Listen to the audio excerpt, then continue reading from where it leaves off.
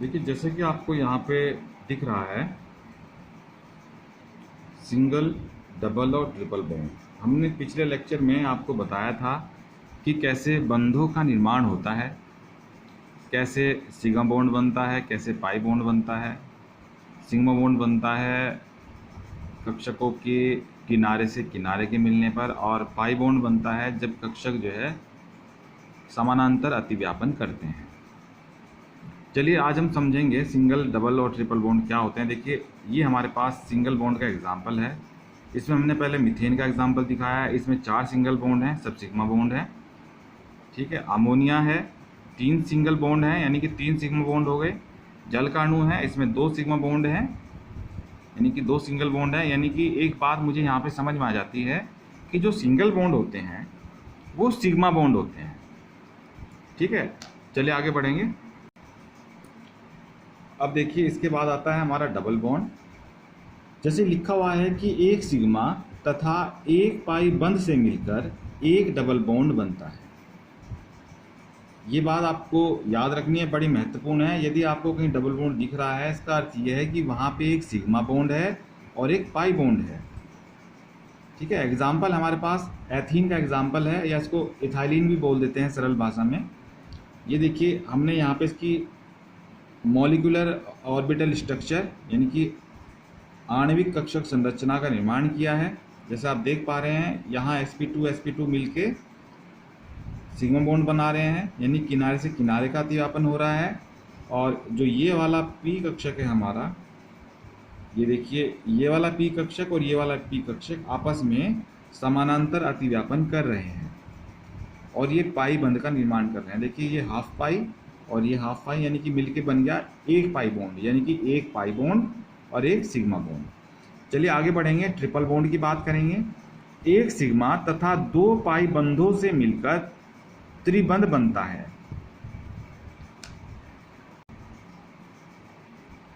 Example देखिए, हमारे पास ethyne है। एथाइन देखिए, ट्रिपल बॉन्ड है यहाँ पे, या इसको एसिटिलीन भी बोल देते हैं सरल भाषा में। ठीक है। ट्रिपल बॉन्ड के अंदर जैसे दिखाया गया है, एक सिग्मा है और 2 पाई है। ये कैसे बना? देखिए, हमने एथाइन की आणविक कक्षक संरचना का निर्माण किया और इसमें समझाया है कि देखिए, sp और sp मिलकर सिग्मा बॉन्ड बना रहे हैं। और ये देखिए, 2 p कक्षक, देखिए ये एक तिरछा p कक्षक है और एक ये सीधा p कक्षक है। ये आपस में, यानी कि जो जैसा है उसके साथ मिलके, जैसे सीधा जो p कक्षक है वो सीधे p कक्षक के साथ मिलके पाई बॉन्ड बना रहा है, और जो थोड़ा तिरछा है वो तिरछे p कक्षक के साथ मिलकर पाई बॉन्ड बना रहा है। यानी कि यहाँ पे 2 पाई बंध बनते हैं, एक सिग्मा बॉन्ड होता है। इसलिए ट्रिपल बॉन्ड के अंदर याद रखें, एक सिग्मा तथा 2 पाई बंध होते हैं। आगे चलेंगे, नोट देखिए, एकल बंध, द्विबंध और त्रिबंध। एकल, द्वि और त्रिबंध। देखिए, यहाँ पे जैसे लिखा हुआ है, ये एक एरो बना रखा है हमने, और एरो का हेड आप देख पा रहे हैं आपके राइट हैंड साइड में है। ठीक है नी, एरो का हेड आपके राइट हैंड साइड में है। जैसे लिखा हुआ है, 3 बिंदु हैं इसके अंदर। बंध सामर्थ्य बढ़ने का क्रम, यानी कि सबसे ज़्यादा जो है, जो स्ट्रेंथ है, जो पावर है, वो ट्रिपल बॉन्ड के अंदर। सामर्थ्य का मतलब होता है स्ट्रेंथ, ताकत। तो सबसे ज़्यादा जो पावरफुल बॉन्ड है वो है ट्रिपल बॉन्ड, यानी कि सिंगल का सबसे कम पावर होती है, डबल की थोड़ी अधिक होती है, ट्रिपल की सबसे ज़्यादा होती है। इसके बाद देखिए, दूसरा बिंदु है बंधों की क्रियाशीलता बढ़ने का क्रम। अब देखिए, ये क्रम भी जो है इसी तरह से है, यानी कि लेफ्ट टू राइट चल रहा है। यानी कि सबसे ज़्यादा कम क्रियाशील आपका एकल बंध है, फिर क्रियाशीलता बढ़ती है डबल बॉन्ड की, और सबसे ज़्यादा क्रियाशील कौन है? ट्रिपल बंध है ना, या त्रिबंध है, या ट्रिपल बॉन्ड है। आगे देखिए, तीसरा पॉइंट है बंध लंबाई घटने का क्रम। ये भी देखिए लेफ्ट टू राइट चल रहा है, यानी कि जो हमारा सिंगल बॉन्ड है सबसे लंबा होता है, डबल बॉन्ड थोड़ा छोटा हो जाता है, और ट्रिपल बॉन्ड सबसे छोटा हो जाता है इन दोनों की कंपेयर में। तो बंध लंबाई घटने का क्रम भी यही है, ये क्रम भी आपको याद रखना है। चलिए आगे बढ़ेंगे। चलिए अब हम बात करेंगे लुई बिंदु सूत्र की। देखिए बहुत इम्पोर्टेंट है और जब भी कोर्स में ये है, ये हमेशा आता है, तो सभी 11th के स्टूडेंट्स इस चीज़ को ध्यान में रखते हुए इसको तैयार करें कि एग्ज़ाम में ज़रूर आता है। देखिए मैं एक बात और कहता हूँ, यदि आपको केमिस्ट्री सीखनी है तो सिर्फ आप सीखने के लिए प्रयास करें, मार्क्स तो आपके अपने आप आ जाएंगे, ठीक है नहीं। आप पास होने के लिए प्रयास ना करें, आप केमिस्ट्री को सीखें। आप मेरी बात पर विश्वास करें, यदि आप केमिस्ट्री सीखते हैं तो नंबर तो आपके अपने आप आ जाएंगे, और यदि आप सिर्फ पास होने का प्रयास करेंगे तो केमिस्ट्री आपको कभी नहीं आएगी। चलिए सबसे पहला एग्जांपल है हमारे पास H2। देखिए H2 का जो है हमने लुई बिंदु सूत्र बनाया। देखिए लुई बिंदु सूत्र क्या है, मैं थोड़ा सा आपको परिचय करा देता हूँ। इसमें हम अणुओं को उनके इलेक्ट्रॉनिक व्यवस्था के अनुसार उनकी स्ट्रक्चर बनाएंगे, यानी कि अणुओं का उनकी इलेक्ट्रॉनिक व्यवस्था के अनुसार उनकी स्ट्रक्चर बनाएंगे, और स्ट्रक्चर के आधार पे जो इलेक्ट्रॉनिक स्ट्रक्चर हमने बनाई उसके आधार पे हम जो है बॉन्ड लाइन स्ट्रक्चर भी बनाएंगे।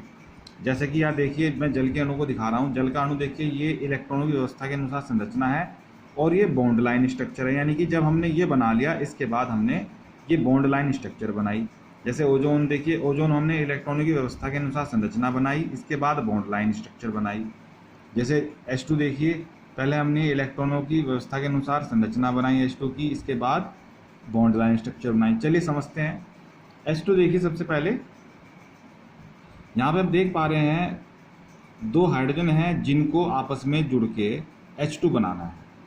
अब जैसे हमें पता है, मैंने पहले भी आपको सिखाया है, सब सीखा हुआ है आप लोग, H के पास एक इलेक्ट्रॉन होता है। अब यहाँ पे दो H हैं, तो दोनों हाइड्रोजन में से कोई भी किसी को अपना इलेक्ट्रॉन देने के लिए तैयार नहीं होगा। अब ये क्या करेंगे, साझा करेंगे, देखिए जैसे दिखाया, ठीक है नहीं। और साझा करने पे क्या होगा, इन दोनों H के बीच में एक सिंगल बॉन्ड आ जाएगा, क्योंकि ये जो ये जो डबल इलेक्ट्रॉन दिख रहे हैं आपको, युग्म दिख रहा है, ये इस हाइड्रोजन के लिए भी काम करेगा और इसके लिए भी काम करेगा। देखिए आगे चलेंगे, जल के अणु की बात करेंगे। देखिए H के इलेक्ट्रॉन को हमने डॉट से शो किया है और ऑक्सीजन के इलेक्ट्रॉन को हमने क्रॉस से शो किया है। अब जैसे कि आप यहाँ देख पा रहे हैं, ऑक्सीजन के पास 6 इलेक्ट्रॉन होते हैं अंतिम कोश में। देखिए 1 2 3 4 5 6, यानी कि जो क्रॉस वाले इलेक्ट्रॉन हैं ये किसके हैं, ये ऑक्सीजन के, और ये डॉट वाले इलेक्ट्रॉन हैं हाइड्रोजन के। तो हमने यहाँ ये दिखाया है कि दोनों H ने एक एक इलेक्ट्रॉन की साझेदारी ऑक्सीजन से करी है। देखो ये जो युग्म है ये वाला, देखिए जो ये वाला युग्म है ये इस हाइड्रोजन के लिए भी काम कर रहा है और इस ऑक्सीजन के लिए भी, और ऐसे ये वाला युग्म इस हाइड्रोजन के लिए भी काम कर रहा है, इस ऑक्सीजन के लिए भी काम कर रहा है। तो हाइड्रोजन ने ऑक्सीजन के साथ यहाँ पे सिंगल बॉन्ड बनाया और इधर भी सिंगल बॉन्ड बनाया। देखिए ये रही बॉन्ड लाइन स्ट्रक्चर। चलिए अब ओजोन की बात करेंगे। देखिए 3 ऑक्सीजन है, देखिए तीनों ऑक्सीजन हमने यहाँ रखे। हमें पता है तीनों के तीनों ऑक्सीजन जो है समान है, लेकिन थोड़ा सा हमने जो है डिफरेंस के लिए हमने जो बीच की ऑक्सीजन है उसके इलेक्ट्रॉनों को डॉट से शो कर दिया है, डॉट से, ठीक है नहीं। अब देखिए इसके पास 6 इलेक्ट्रॉन है, इसके पास भी 6 इलेक्ट्रॉन है, तो ये क्या करेंगे, दो इलेक्ट्रॉनों, ये वाला ऑक्सीजन और ये वाला ऑक्सीजन दो इलेक्ट्रॉनों की साझेदारी कर लेंगे। देखिए यानी कि यहाँ डबल बॉन्ड हो जाएगा, ये देखिए। अब देखिए इस ऑक्सीजन का भी अष्टक पूरा हो गया, इसका भी पूरा हो गया, लेकिन अभी ये ऑक्सीजन रहता है, तो होगा क्या, ये ऑक्सीजन इसके पास जैसे आप देख पा रहे हैं एकाकी इलेक्ट्रॉन युग्म है। देखिए एक ये रहा और एक ये रहा, तो ये वाला युग्म जो है इस ऑक्सीजन को दे दिया जाता है, जिससे कि इस ऑक्सीजन का भी अष्टक पूरा हो जाता है। देखिए देख रहे हैं ना, इस तरह से ओजोन आपका स्ट्रक्चर बन जाता है। ये बॉन्ड लाइन स्ट्रक्चर है, ये इलेक्ट्रॉनिक स्ट्रक्चर है। आगे चलेंगे, ये देखिए H2S को देखेंगे। H2S में आप समझ आ जाएगा आपको।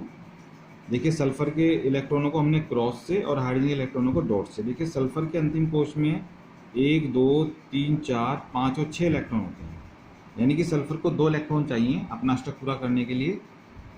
अब देखिए जो ये हाइड्रोजन है इन्होंने एक एक इलेक्ट्रॉन साझा कर लिया सल्फर के साथ। देखिए देख रहे हैं ना, ये वाला साझे का इलेक्ट्रॉन युग्म बना हुआ है, ये ऐसे यहाँ पे तो यहाँ भी सिंगल बॉन्ड आ गया, यहाँ भी सिंगल बॉन्ड आ गया। देखिए सल्फर के भी 8 पूरे हो गए, इस हाइड्रोजन के भी 2 पूरे हो गए और इस वाली हाइड्रोजन के भी 2 पूरे हो गए। जैसे हमें पता है कि हाइड्रोजन जो है जैसे उसके अंतिम कोश में, अंतिम क्या उस पर तो पहला एक ही कोश होता है, उसे अंतिम मान लें, उसे पहला मान लें। जैसे इसमें 2 इलेक्ट्रॉन आते हैं पूरा हो जाता है वो। इसके बाद जो है हाइड्रोजन को इलेक्ट्रॉन नहीं चाहिए, जिसका कारण आपको पता ही है, क्योंकि उसके पास केवल एक ही कोश होता है मुख्य कोश के अंदर, और उस मुख्य जो आपका मुख्य कोश का जो कोश है 1s, उसके अंदर एक ही कक्षक होता है जो एस कक्षक होता है, और एस कक्षक में केवल एक ही इलेक्ट्रॉन आता है। ठीक है। इसके बाद देखिए अमोनिया का देख लीजिए एग्जांपल। अमोनिया में ये नाइट्रोजन है, ये हाइड्रोजन है। नाइट्रोजन के इलेक्ट्रॉन को क्रॉस से और हाइड्रोजन के इलेक्ट्रॉन को डॉट से। देखिए इस नाइट्रोजन को हमें पता है नाइट्रोजन के अंतिम कोश में 5 इलेक्ट्रॉन होते हैं, 1 2 3 4 5, तो 3 हाइड्रोजन है। ये तीनों हाइड्रोजन जो है नाइट्रोजन से साझेदारी कर लेंगे इलेक्ट्रॉनों की। अब देखिए 3 इलेक्ट्रॉन है, तो 3 इलेक्ट्रॉन जो है नाइट्रोजन के साथ, ठीक है ना। ये देखिए ये 3 इलेक्ट्रॉन हैं जो हाइड्रोजन के हैं, वो नाइट्रोजन के साथ ही काउंट करे जाएंगे, तो अष्टक पूरा हो गया नाइट्रोजन का। ठीक है नहीं। इधर ये हाइड्रोजन के भी जो है 2 इलेक्ट्रॉन पूरे हो गए, तो इस तरह से ये बॉन्ड लाइन स्ट्रक्चर बन जाती है। आगे चलेंगे, आगे एग्जाम्पल है CO2 का हमारे पास। इसमें हमने कार्बन के इलेक्ट्रॉनों को क्रॉस से और ऑक्सीजन के इलेक्ट्रॉनों को डॉट से शो कर लिया है। जैसे कि आप देख पा रहे हैं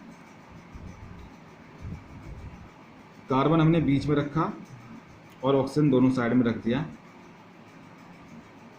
ये देखिए कार्बन के अंतिम कोश में 4 इलेक्ट्रॉन होते हैं, देखिए क्रॉस से शो किए हुए हैं। ऑक्सीजन के अंतिम कोश में 6 इलेक्ट्रॉन होते हैं, इधर भी 6 इलेक्ट्रॉन होंगे।